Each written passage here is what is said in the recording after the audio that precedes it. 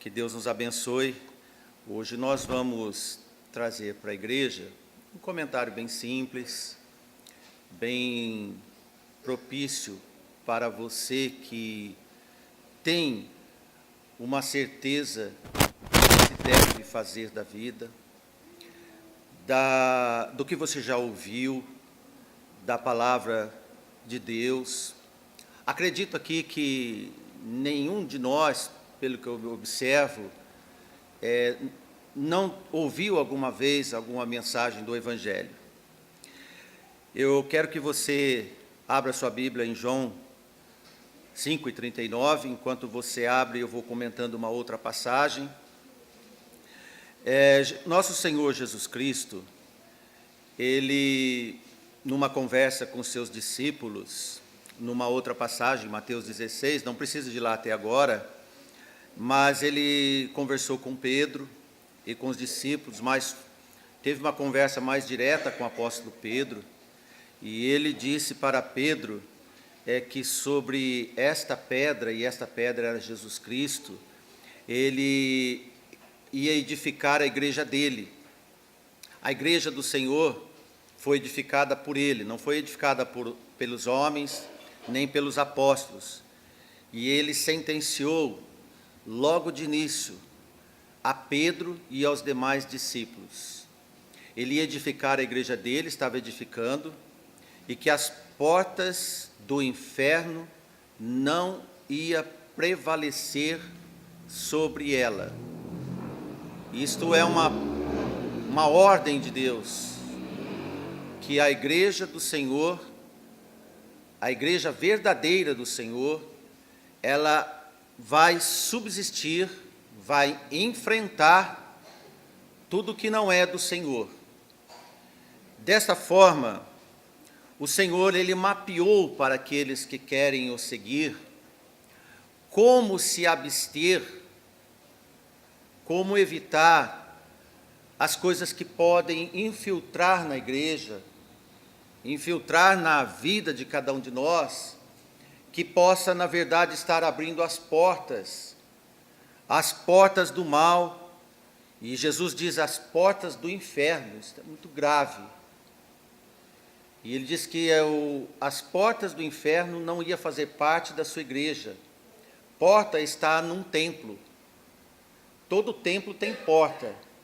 Então, a porta que tem na igreja do Senhor é Ele. Então, porta do inferno não existe na igreja do Senhor. Amém? Nem uma janela, nem uma ventilaçãozinha que for, não deve existir. Se não existe na igreja, não deve existir nos membros da igreja. Amém? Quando o Senhor mapeou para todos nós, através dos seus ensinos, como se precaver do mal e das astúcias do mal, nós vemos nessa leitura que João escreveu, mas foi Jesus quem disse. Ele disse: examinai as Escrituras, porque vós cuidais ter nela a vida eterna, e são elas que de mim testificam. Amém? Há um embate razoável em igrejas. Há alguém que acha que as Escrituras não é suficiente, e que ainda pode ter outras coisas agregadas na igreja, costumes, tradições e outras coisas mais. Mas Jesus disse: examine as Escrituras, porque nas Escrituras contém o caminho da vida eterna. Agora, a igreja do Senhor, ela tem que olhar para as Escrituras, à luz da revelação do Espírito Santo do Senhor, para poder compreender as Escrituras, trazer ao seu coração, você exercitá-la. Desta forma, posso dizer para você que não se garanta que o Senhor está no meio daqueles que não lhe obedecem.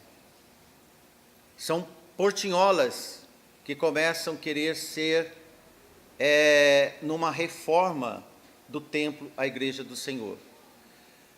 O autoconvencimento, ainda que seja bom e que tenha uma aparência de bem, não significa presença de Deus. O Senhor não habita onde não há obediência dos seus ensinos. A apropriação do seu nome não é certidão para ser dele. Só dizer o nome do nosso Senhor não certifica nada, porque onde ele habita, ele reina. Onde ele habita, há obediência, examinação e seguimento. Não pense que querer, só apenas querer, é poder. Temos acesso por obediência, através da sua misericórdia. Andar com Jesus não é compulsório. O que é compulsório? Levado por obrigação. Por exemplo, se você veio à igreja hoje por obrigação, é compulsório. Agora, se você veio porque se dispôs a vir, que aqui você ouve a palavra de Deus, aprende a palavra de Deus, isto é voluntarioso. Você veio aqui por voluntariedade.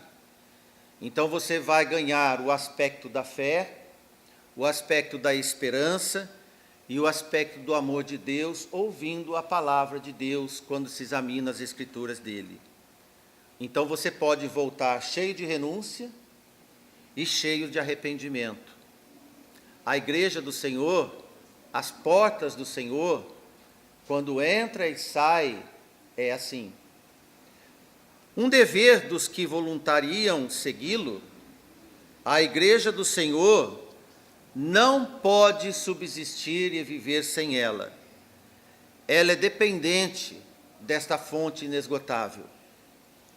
Porque se alguém se apresenta ser de Cristo, isto é, um cristão, deve obedecer-lhe para ter autoridade dele aqui neste mundo.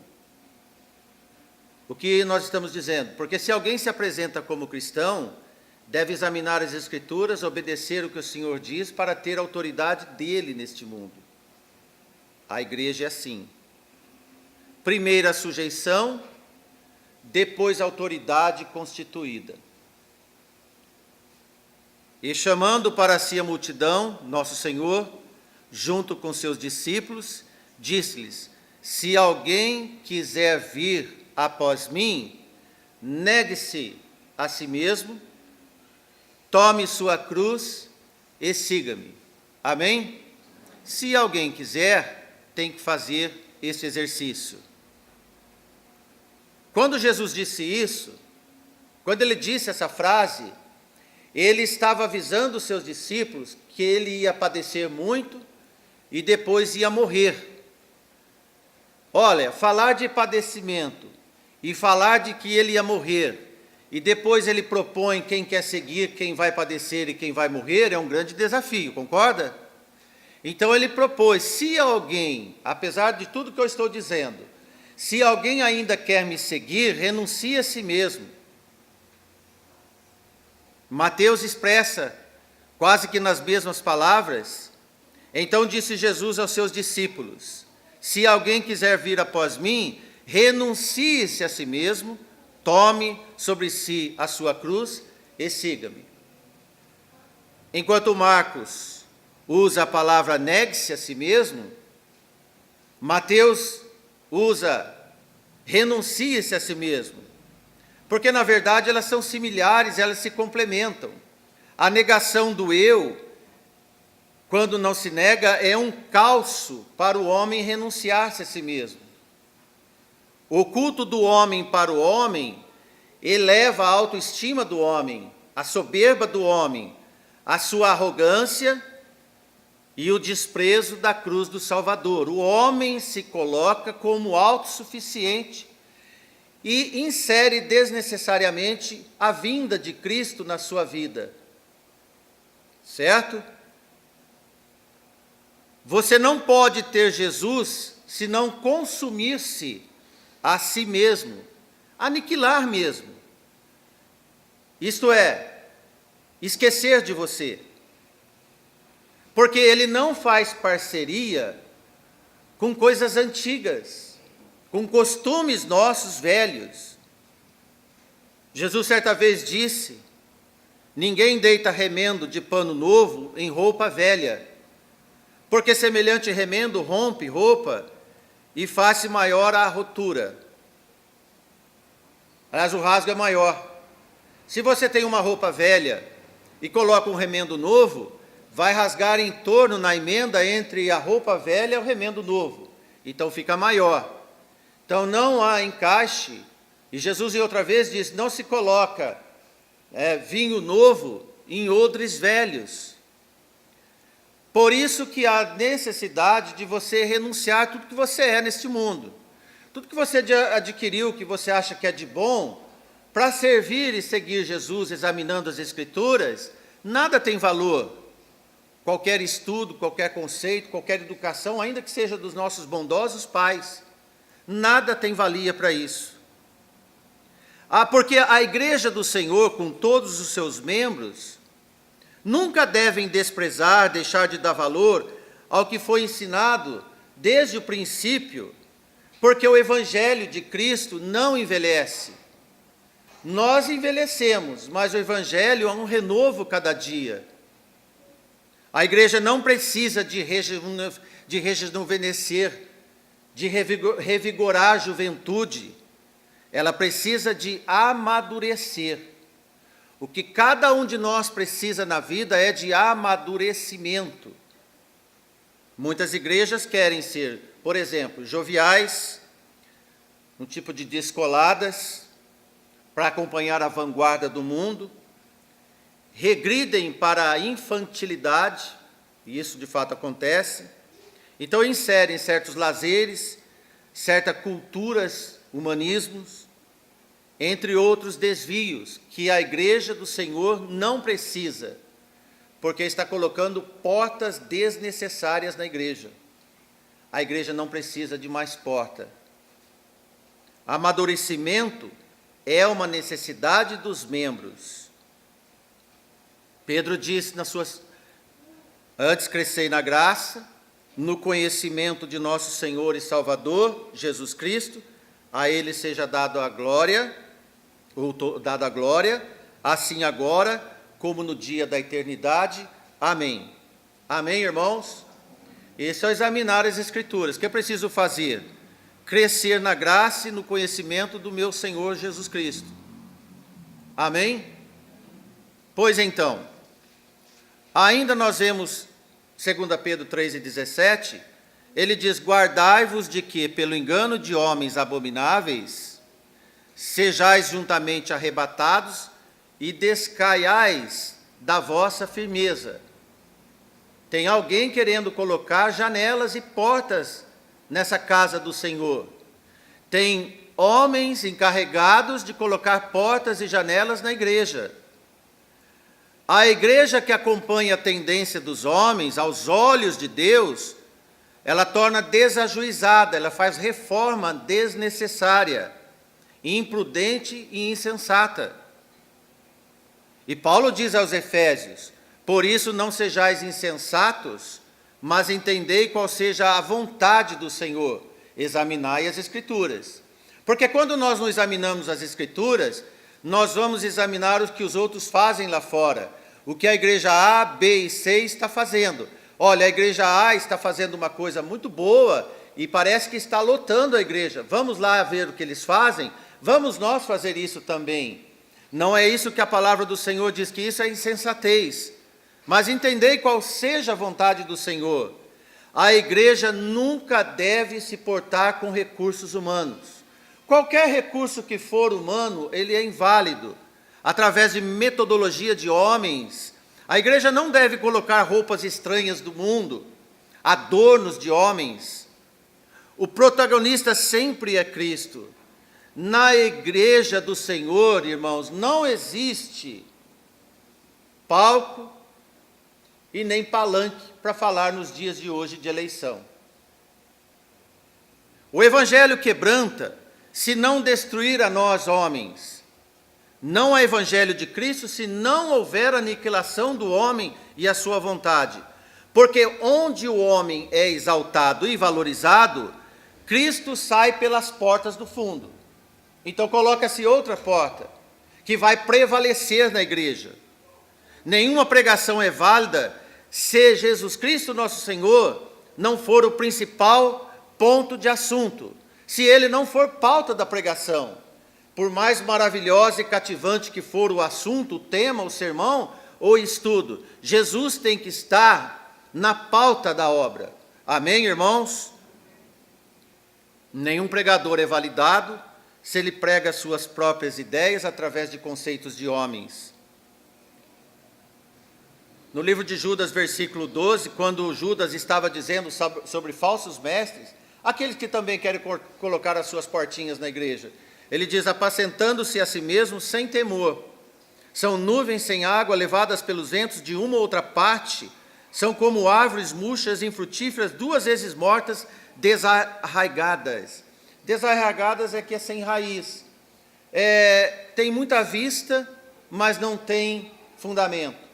Olha, tudo que não tem fundamento na nossa vida, passa logo. Paixão dos homens, ela passa logo. Qualquer paixão humana, ela é efêmera, ela é rapidinho, logo passa. Alguém pode dizer: olha, eu gostava tanto de você, mas agora eu não gosto mais. Isso é paixão humana, é o amor filos.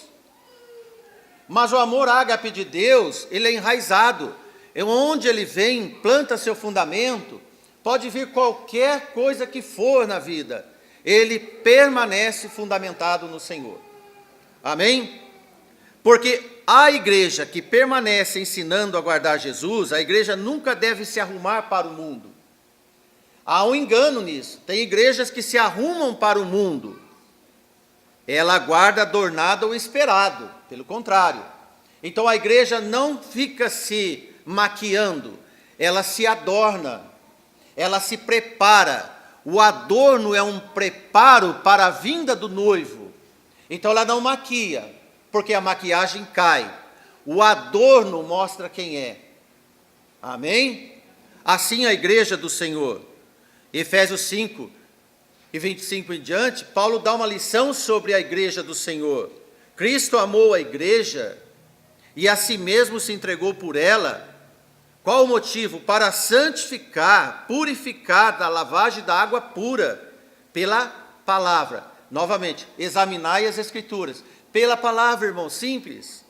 Para apresentar a si mesmo, igreja gloriosa, sem mácula, nem ruga, nem coisa semelhante, mas santa e irrepreensível.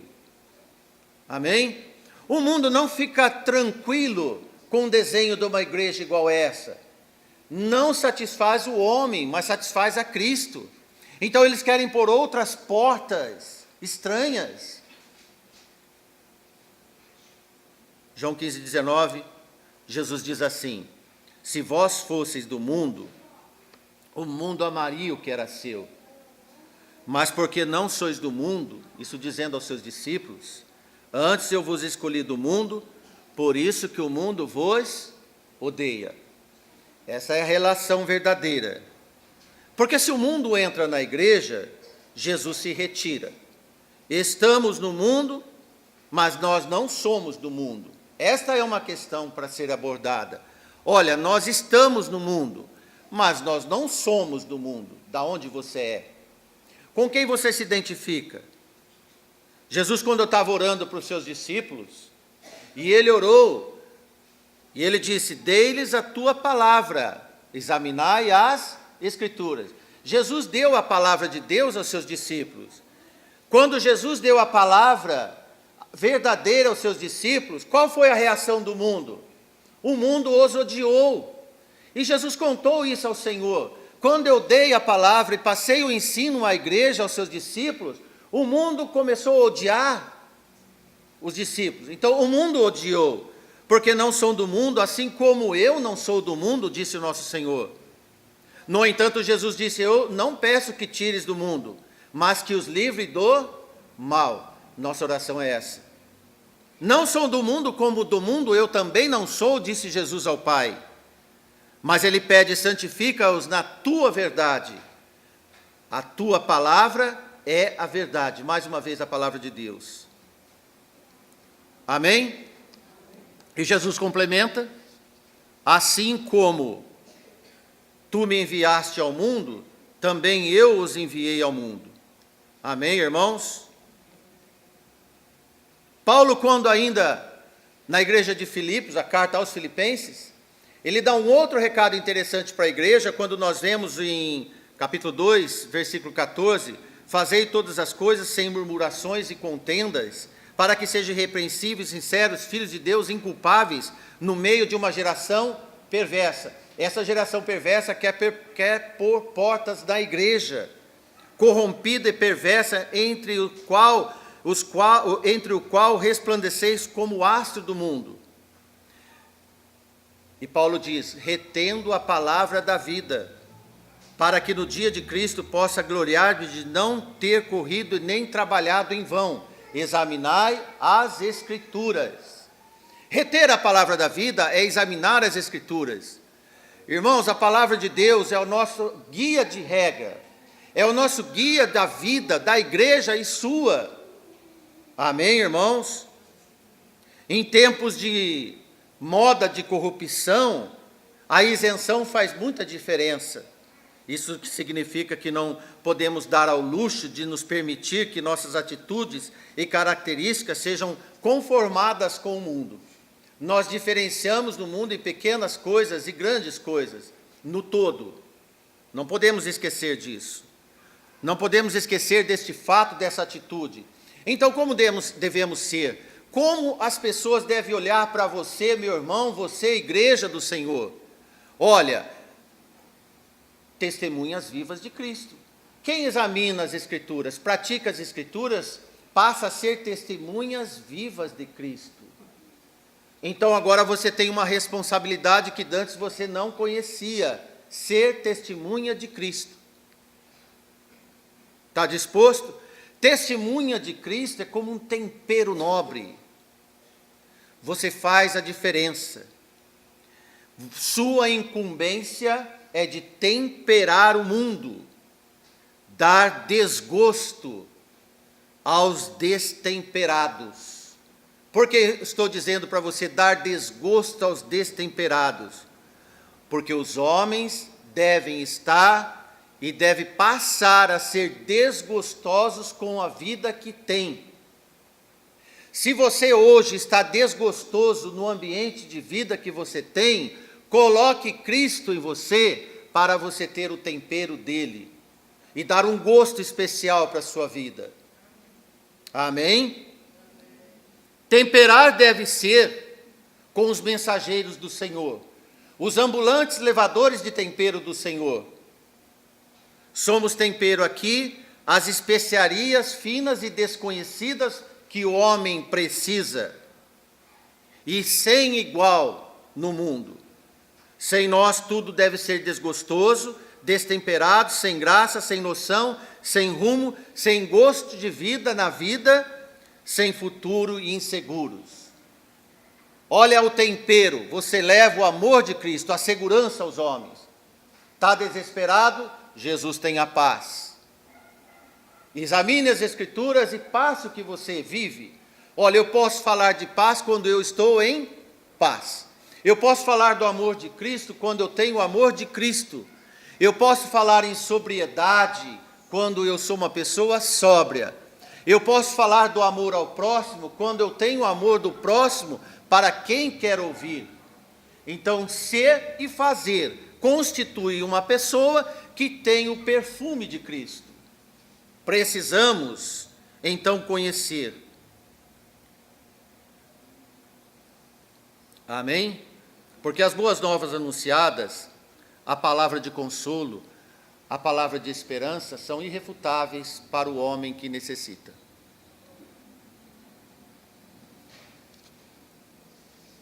Aí nós vemos Jesus, sobre esse assunto nosso, em Mateus 5,13, Jesus disse: vós sois o sal da terra, e se o sal for insípido, com que se pode salgar? Não presta para nada, diz ele, se não tiver o efeito e vai ser pisado pelos homens.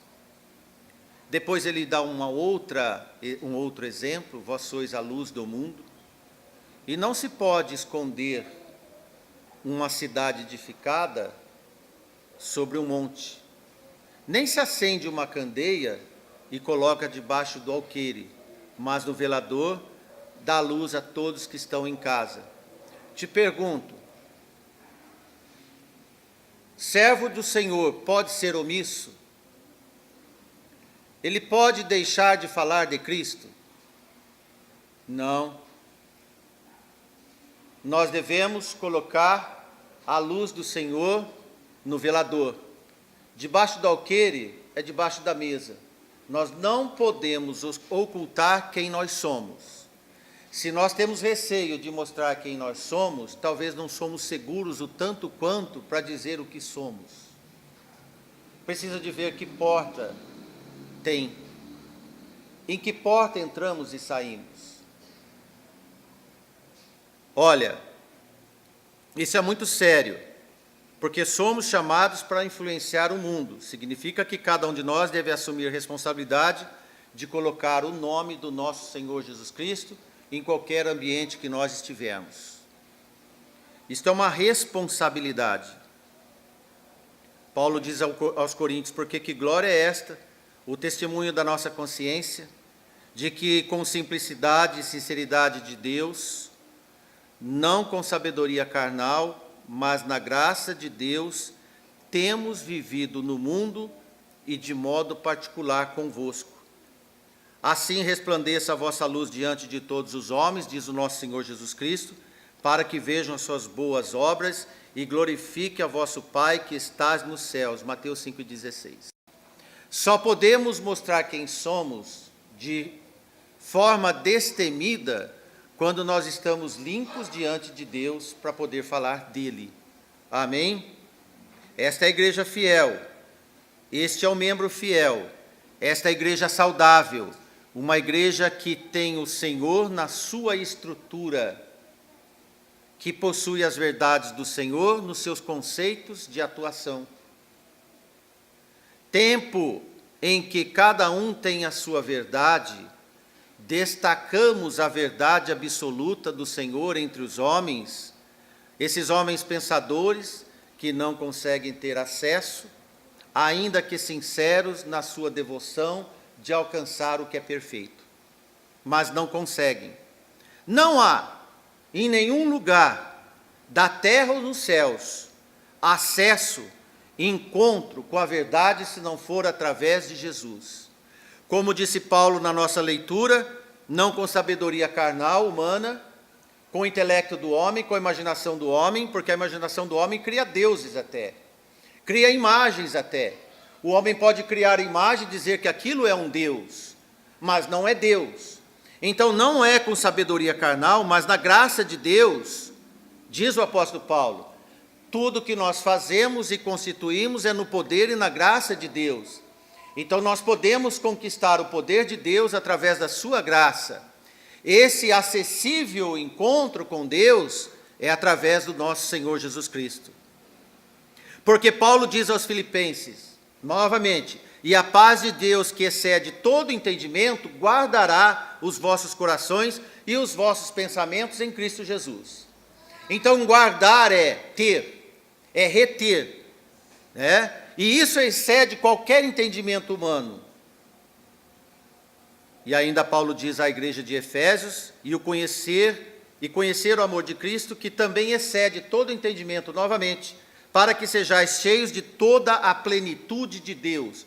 Você pode ser pleno de Deus, com toda a sinceridade, com toda a graça de Deus, não com a sabedoria carnal, intelectual, imaginativa do homem, mas pela graça, pelo acesso ao Senhor, através do nosso Senhor Jesus Cristo. Eu te pergunto, você está certo disso? Você está certo desse caminho?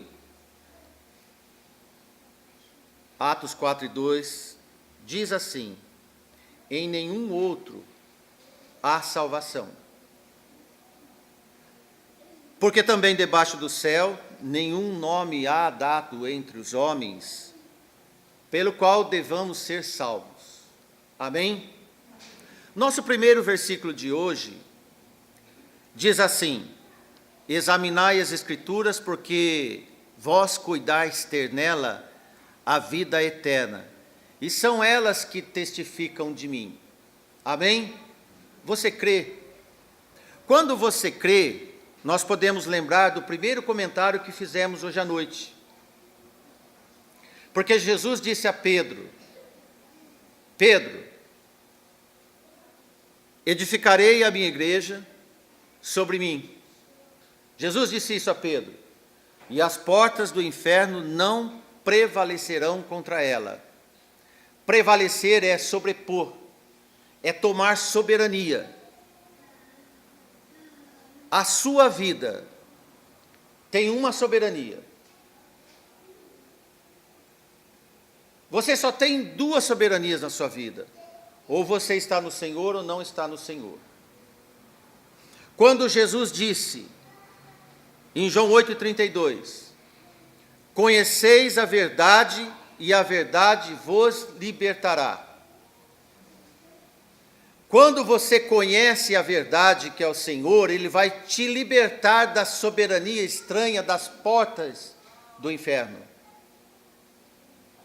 Então a porta que você vai entrar, através da igreja do Senhor, por Jesus, porque a igreja do Senhor é a soma dos membros de uma organização feita pelo Senhor, que chamamos igreja, que Jesus chamou de igreja, e esta igreja se reúne todos aqueles que creem no Senhor, que conheceram a verdade.